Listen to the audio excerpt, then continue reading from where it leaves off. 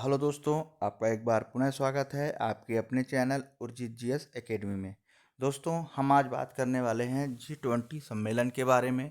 दोस्तों, ये टॉपिक इसलिए भी और महत्वपूर्ण हो जाता है क्योंकि 2023 का G20 का सम्मेलन होने वाला है वो भारत में होने वाला है।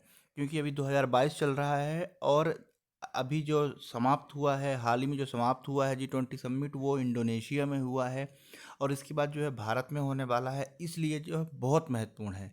दोस्तों, जैसा कि नाम से ही है G20 यानी एक ऐसा ग्रुप, एक ऐसा समूह जिसमें 20 लोग जो विकासशील और विकसित देश दोनों शामिल हैं, जिनकी अपनी एक बहुत बड़ी अर्थव्यवस्था है। ऐसे लोग जो है इसमें शामिल हैं। तो पहली बार भारत जो है इतने बड़े ग्रुप का, इतने बड़े समूह का, जिसमें विश्व की बड़ी बड़ी देशों की अर्थव्यवस्था वाले देश जो है इसमें शामिल हो रहे हैं।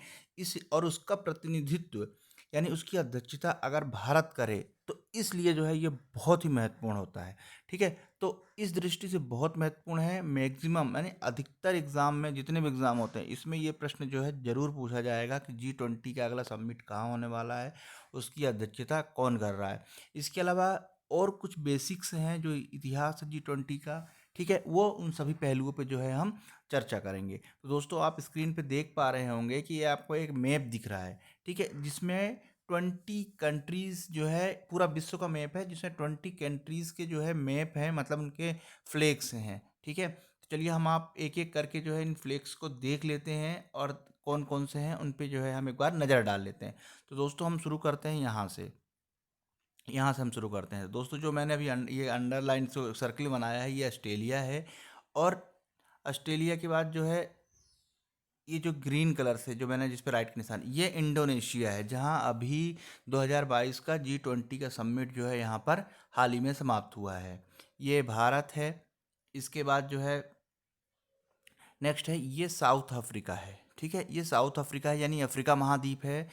मतलब जितने महाद्वीप है सभी से जो है लिए गए हैं, इस ग्रुप में शामिल है, जिनकी अपनी एक अच्छी अर्थव्यवस्था है उनको शामिल किया गया है। ठीक है, तो ये दक्षिण अफ्रीका है। इसके बाद जो है ये आप देख रहे हैं, चाइना है, ये जापान है, ये दक्षिण कोरिया है, ये रसिया है। ठीक है, इसके बाद ये सऊदी अरेबिया है। ठीक, और ये जो आप देख रहे हैं ये ब्राज़ील है और ये अर्जेंटीना है, ये मेक्सिको है, रसिया है, ये कनाडा है। ठीक है, इतने देश हैं। इसके अलावा जो ये पूरा भाग जो यूरोप का है, ठीक है, ये जिसमें मैंने बड़ा सा सर्कल बनाया है, ये यूरोप का भाग है, जिसमें जर्मनी, फ्रांस, इटली और इंग्लैंड, और इसके अलावा जो है इसमें एक और शामिल है, यूरोपीय यूनियन। ठीक है, पूरी यूरोपीय यूनियन भी जो है इसके सदस्य हैं। तो इस तरह से मिलके जो है कुल 20 सदस्य होते हैं। ठीक है, इन 20 सदस्यों का समूह कहलाता है G20। ठीक है, इसके बारे में हम इतिहास भी जानेंगे। दोस्तों, पता होना चाहिए, इसीलिए एक एक चीज़ जो है आपको एक एक नाम मैप के द्वारा बताया गया है, जिससे आपको याद भी रहे और प्रश्न पूछे भी जाते हैं। ठीक है, तो अगले साल 2023 की मेजबानी होगी, वो मेजबानी करेगा भारत। ठीक है, पहली बार हो रहा है कि भारत जो है इतने बड़े मंच का जो है नेतृत्व करेगा, प्रतिनिधित्व करेगा, जो कि हर भारतीय के लिए अपना एक गौरव का विषय है। चलिए दोस्तों, हम आगे देखते हैं कि आखिर ये है क्या। ठीक है, थोड़ा इतिहास पे भी इसकी हम नज़र डालेंगे। तो जो पहला पॉइंट है G20 दुनिया के आर्थिक रूप से बड़े 20 देशों का एक समूह है। ठीक है, यानी G20 जो ग्रुप है वो क्या है, दुनिया के यानी विश्व के जो आर्थिक रूप से बड़े 20 देशों का समूह है, जिनकी बैठक हर साल अलग अलग देशों में आयोजित की जाती है। जैसा कि मैंने पहले बताया था कि इस साल की जो आयोजित की गई है वो इंडोनेशिया में की गई है, जकार्ता उसकी राजधानी है, इंडोनेशिया में की गई है। ठीक है, तो हर साल जो है बैठकें होती हैं और अलग अलग देश को इसकी मेज़बानी मिलती है। तो इसी के तहत जो 2023 है उसकी मेज़बानी भारत को मिली है।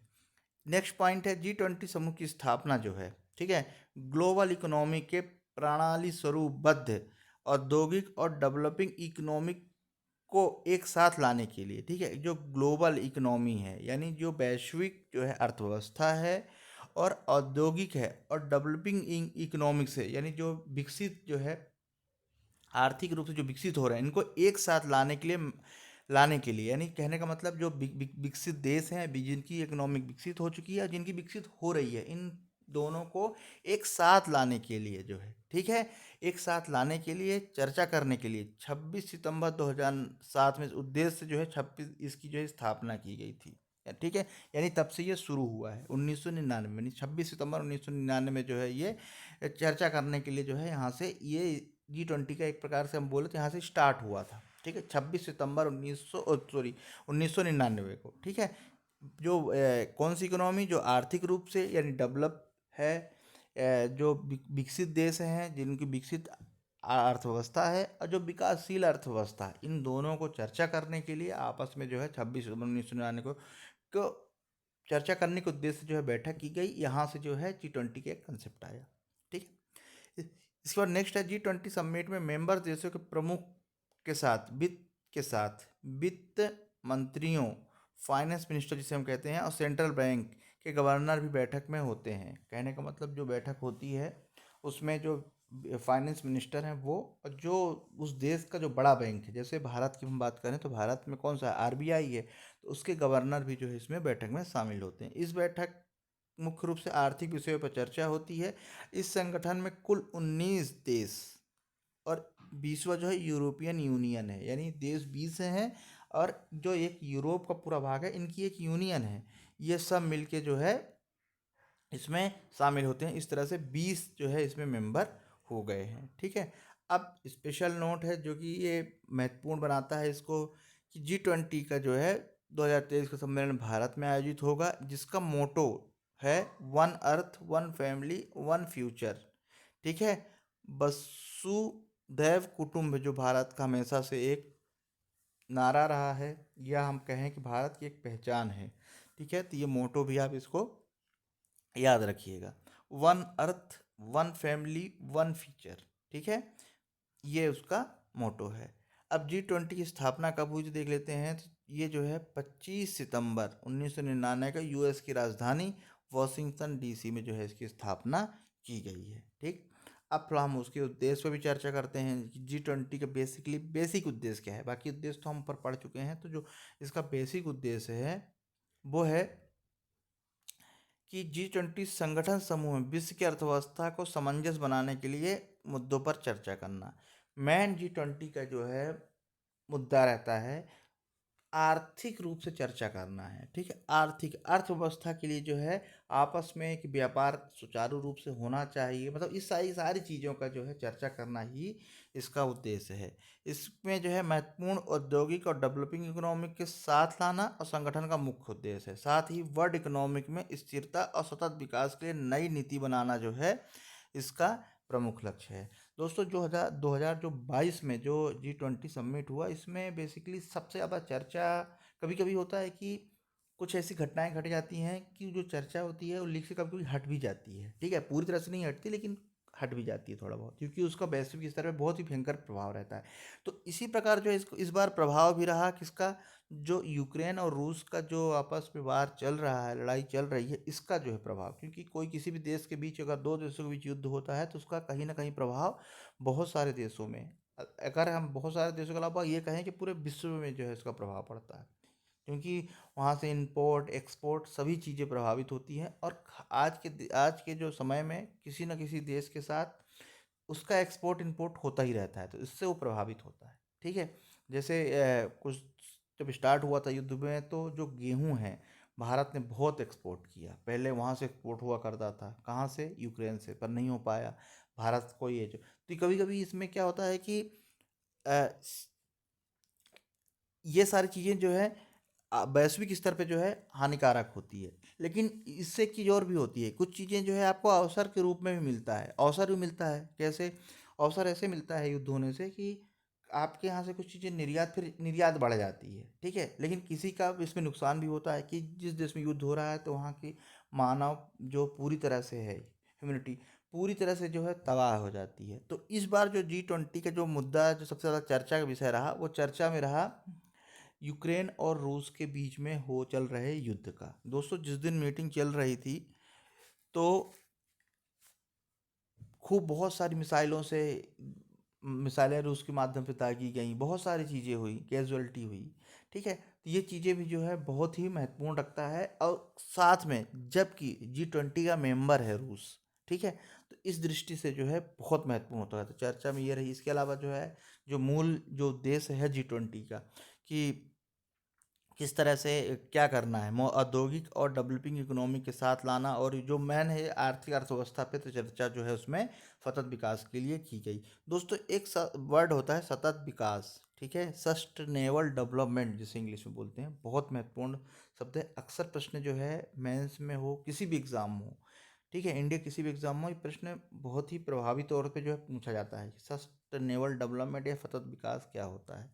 तो दोस्तों जैसे यहाँ पे वर्ल्ड इकोनॉमिक में स्थिरता लाना, ठीक है, यानी जो विश्व इकोनॉमिक ग्लोबल इकोनॉमी है उसमें स्थिरता लाना, उतार चढ़ाव नहीं होना चाहिए कि किसी देश की मुद्रा एकदम इस तरह से कम हो गई है कि वो जो है एकदम गरीबी गरीबी की कगार पे आ जाए। ठीक है, जैसा कि हमने देखा था, इसके पहले हमने देखा था कि अफ्रीका का एक देश है, ठीक है, नाम अभी एग्जैक्ट याद नहीं आ रहा, तो उसमें उसकी जो करेंसी थी उसका रेट इतना कम हो गया था कि लोग बाग जो है किसी भी चीज़ लाने के लिए बहुत ज़्यादा पैसा पे करना पड़ रहा था। ठीक है, तो हम बात कर रहे थे कि G20 की, तो यहाँ पर जो है एक वर्ड होता है सतत विकास यानी सस्टेनेबल डेवलपमेंट। इसका बेसिक मतलब ये होता है कि एक ऐसा विकास होना चाहिए जिसमें कि हम उस रिसोर्सेज का यूज़ तो कर रहे हैं, पर उसको इतना यूज़ ना कर लें कि हमारे आने वाली पीढ़ी जो है उस रिसोर्सेज से वंचित हो जाए। तो इस तरह से विकास होना चाहिए कि आज बल्कि भविष्य को ध्यान में रखते हुए विकास करना सस्टेनेबल डेवलपमेंट कहता है, एकदम बिल्कुल जो है सिंपल सी लैंग्वेज में। ठीक है, इसके बाद जो नेक्स्ट पॉइंट है, इसी के समय, ठीक है, इसी के साथ वित्तीय संकटों निपटने के साथ भविष्य में वित्तीय संकटों के समाधान के लिए योजना बनाना भी जो है G20 का उद्देश्य है। दोस्तों ये उद्देश्य बहुत इंपॉर्टेंट है, प्रश्न पूछा जा सकता है कि निम्नलिखित में से G20 का या G20 है या उसका उद्देश्य है। अब इन्हीं में से पॉइंट्स में से अगर आप पॉइंट्स दे दिए गए और अगर आपको पता है तो आप आसानी से टिक कर पाएंगे, अदरवाइज जो है गलत होने के पूरे चांसेस हैं। और जिस तरह से प्रश्न पत्र बन रहे हैं तो उसमें जो है ये बहुत ही इंपॉर्टेंट हो जाता है। तो चलिए दोस्तों आगे इसमें देख लेते हैं। अब हम थोड़ा सा जो है G20 का इतिहास देख लेते हैं। ठीक है, आप जो आपके सामने जो ये स्क्रीन दिख रही है, ये स्क्रीन ही पूरा जो है आपको बता देगा। तो G20 पहले क्या था, G7 से G20 तक ये करने का मतलब बताने का क्या मतलब है कि पहले जो आप एक ब्लू कलर का ही देख रहे हैं जिसपे मैंने अभी टिक किया, पहले ये G20 ना होकर G7 था, जिसमें Canada, France, Germany, Italy, United state, United kingdom और जापान, ये 7 कंट्रीज थी। पहले G20 कहलाता था ये, ठीक है, ग्रुप 7 कहलाता था। फिर क्या हुआ, इसी में तो कुछ सालों बाद जो है एक और व्यक्ति जो है इसमें जुड़ गया, वो कहलाता है वो था रूस, तो ये बन गया G8। ठीक है, अब जितने देश हैं यहाँ पर हैं G7 में, ये सारी इनकी अर्थव्यवस्था बहुत स्ट्रॉन्ग अर्थव्यवस्था है, विकसित देश हैं। ठीक है, इनकी अर्थव्यवस्था बहुत स्ट्रॉन्ग है। रसिया की भी अपने आप में एक बहुत बड़ा देश है और बहुत ही स्ट्रॉन्ग अर्थव्यवस्था है। इसके बाद फिर जो है ये अलग, आप जो अभी दूसरे उसमें कलर में देखेंगे, ये आप ग्रीन में देख रहे हैं, ये पूरा जो सर्कल मैं बना रहा हूँ, ये जितने कंट्री हैं, ये इसमें से कुछ विकसित भी हैं, कुछ कुछ विकासशील देश भी हैं। ठीक है, ये जो है बाद में इतने मेंबर भी जुड़े और ये बन गया कुल G20। ठीक है, अब आप इसमें काउंट करेंगे तो G20 यानी पूरे 20 मेंबर आपको मिलेंगे। मैं एक बार काउंट कर देता हूँ यहाँ से, ये Turkey, south Korea, south Africa, south Arabia, Mexico, Indonesia, India, European union. जैसा मैंने पहले कहा था कि 19 इसमें कंट्रीज़ हैं और एक यूनियन है, वो है यूरोपियन यूनियन। इसका चाइना, ब्राज़ील, ऑस्ट्रेलिया, अर्जेंटीना और इसके अलावा जो ये 8 मेंबर हैं, ये मिला के जो है कुल 20 होते हैं। तो इस तरह से G7 से लेके G20 तक जो है इसका सफ़र रहा। अब हम देखते हैं कि G20 की शुरुआत G7 के रूप में हुई थी, जब दुनिया के 7 बड़ी अर्थव्यवस्थाएं जो हैं, 7 बड़ी अर्थव्यवस्थाओं के साथ ये G7 बनाया गया था। बाद में क्या हुआ, 1998 में समूह में रसिया भी शामिल हो गया। ठीक है, इसके बाद G7 से ये 8 हो गया। 98 में G8 देशों ने जर्मनी के कोलोन में बैठक हुई और एशिया में आर्थिक संकटों में चर्चा की गई और आगे दुनिया के 20 देशों ने इसे 1999 में बर्लिन में पहली बार G20 समूह की बैठक की। ये यहाँ इंपॉर्टेंट है, पहली बैठक 1999 में बर्लिन में की G20 की। यानी यहाँ पे 20 देश जो है शामिल हो चुके थे। ठीक है, तो इस तरह से जो है ये पहले जी कितने पहले जो है 7 लोग चर्चा करते थे इकोनॉमी में, पर बाद में जो है इन्होंने एशिया के बहुत सारे देशों को शामिल करके एक समूह बड़ा सा बना लिया, G20 कहलाया। और दोस्तों इसमें G20 शिखर सम्मेलन में 20 प्रमुख देश हैं जिसका मुख्यालय नहीं है। सबसे इम्पोर्टेंट है कि अक्सर अक्सर पूछा जाता है कि भाई G20 का मुख्यालय कहाँ है, तो इसका कोई मुख्यालय नहीं है। मुख्यालय क्यों नहीं है कि हर साल जो है एक जहाँ जिस देश में होता है उसकी अध्यक्षता बना देते हैं, अगले फिर दूसरे साल में अगले दूसरे, इस तरह से जो है इसका कोई मुख्यालय नहीं है। तो G20 शिखर सम्मेलन में प्रमुख 20 देश ही हैं, इसका कोई मुख्यालय नहीं है क्योंकि प्रतिवर्ष इसका आयोजन अलग अलग देशों में होता है। तो दोस्तों इस तरह से जो है बहुत ही महत्वपूर्ण टॉपिक जो है समाप्त हुआ। उम्मीद करता हूँ आप लोगों के लिए बहुत कारगर होगा, प्रश्न पूछे जाएंगे। ठीक है, आप मुझे अपने कमेंट्स बॉक्स में प्रतिक्रिया जरूर बताया कीजिए। अगर आप वीडियो देखते हैं तो उसमें आप पे कमेंट्स जरूर आने चाहिए।